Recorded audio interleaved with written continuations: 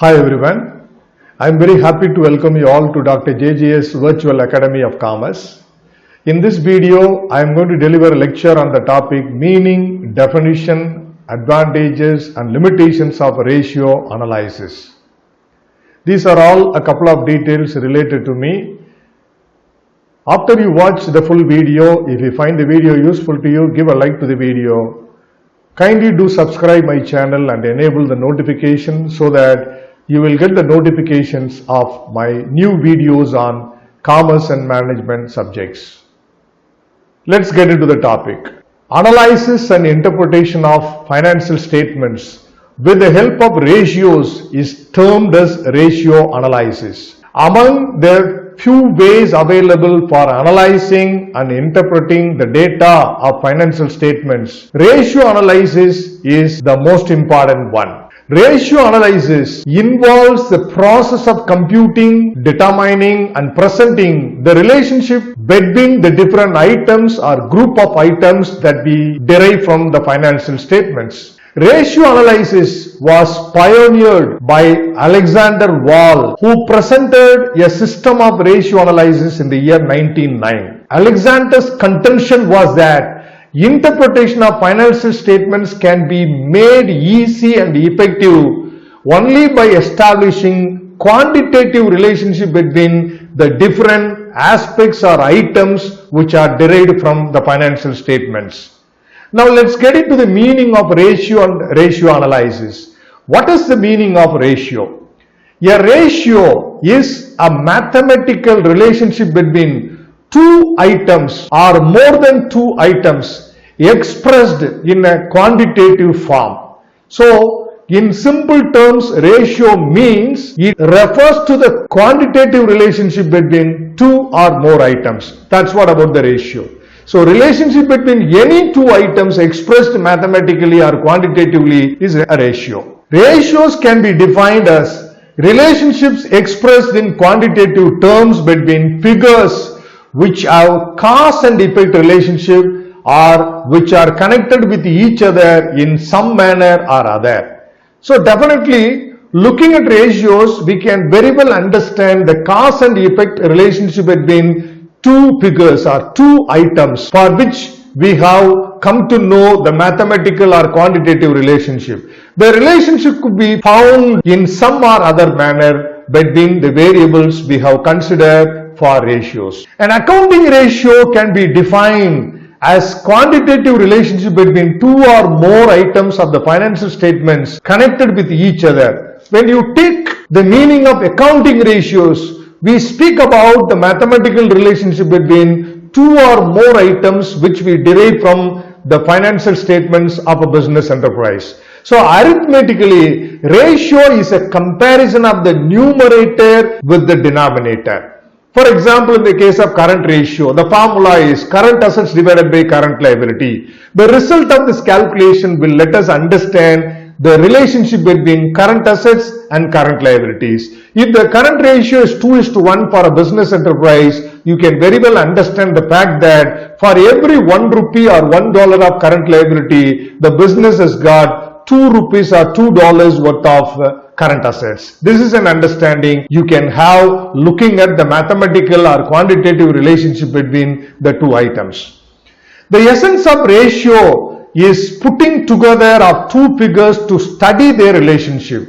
The study is in the form of analysis, interpretation and expression of all the ramifications of the relationship. Obviously, understanding over the items of financial statements will not be effective without the support of ratios or the meaning we derive from ratios. Therefore, it is really important for a business enterprise to involve in the process of identifying and understanding the relationship between relevant items which are derived from the financial statements.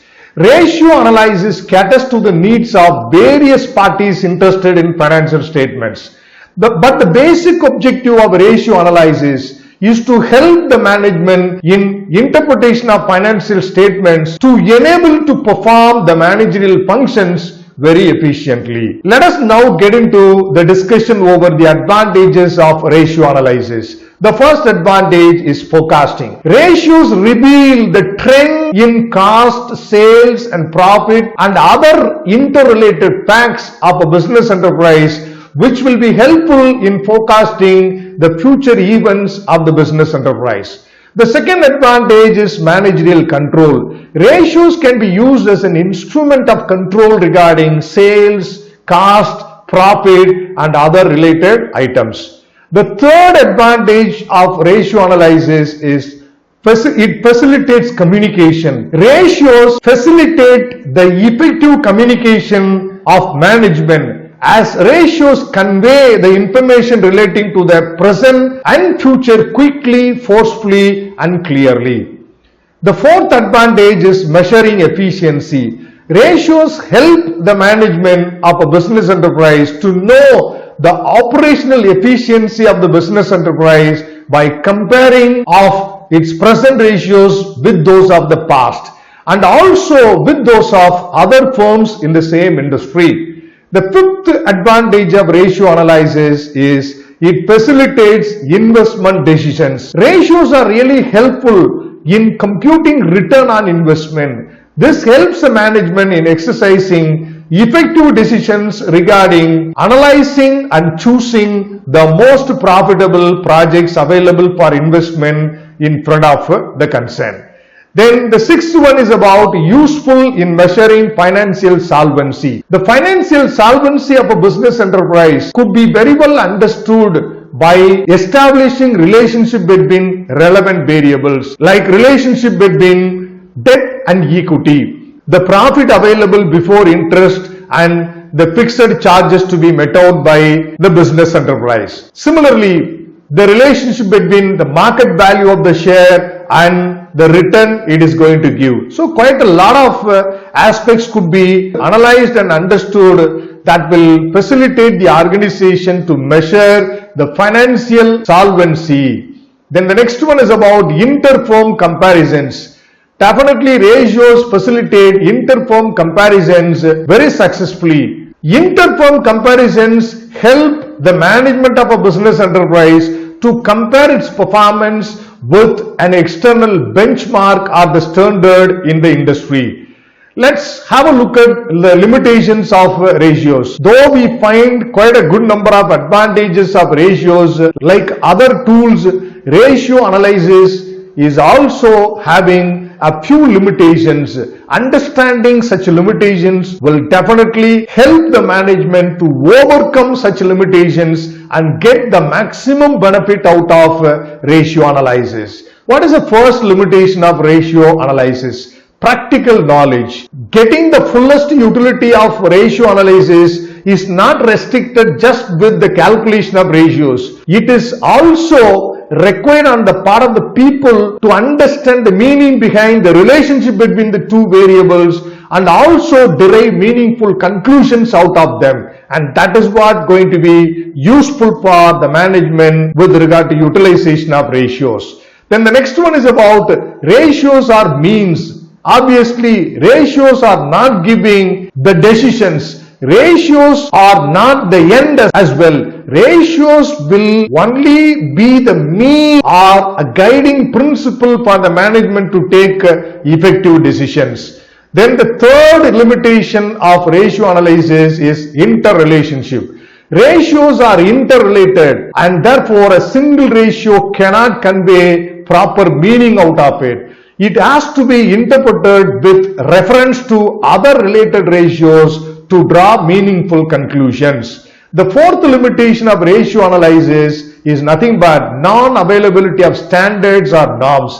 As of now, the standard or ideal ratios are available only for a couple of ratios. For the remaining ratios, one could calculate, we don't find any ideal ratio suggested by the financial experts. So this is another limitation of ratio analysis. The fifth limitation of the tool is accuracy of financial information. What is that? The accuracy of a ratio depends on the accuracy of the information derived from the financial statements. If the financial statements are not prepared with proper accuracy, I am sure the items or the data we derive from such financial statements to calculate ratios will also lack accuracy. Then the sixth limitation of ratio analysis is with regard to consistency in preparation of financial statements.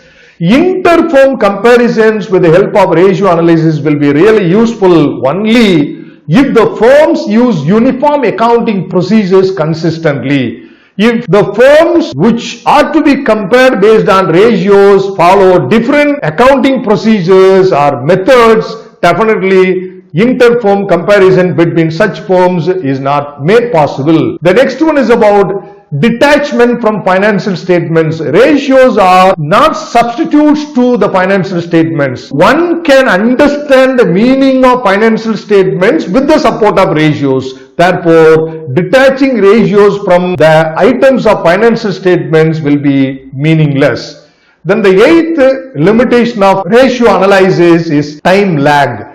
Ratio analysis will be fruitful only if the conclusions are conveyed quickly to the management. Not only quickly, timely communication over the interpretation of ratios to be made to the management for effective decision making. If there is a delay in such communication, the utility of the data is diminished and the purpose itself may be defeated. The last limitation of ratio analysis is change in price level. Ratio analysis becomes redundant during periods of heavy price fluctuations. I hope you have understood my lecture over the meaning, definition, advantages and limitations of ratio analysis. Thanks for watching this video. I'll meet you in another video. Bye for now, everyone.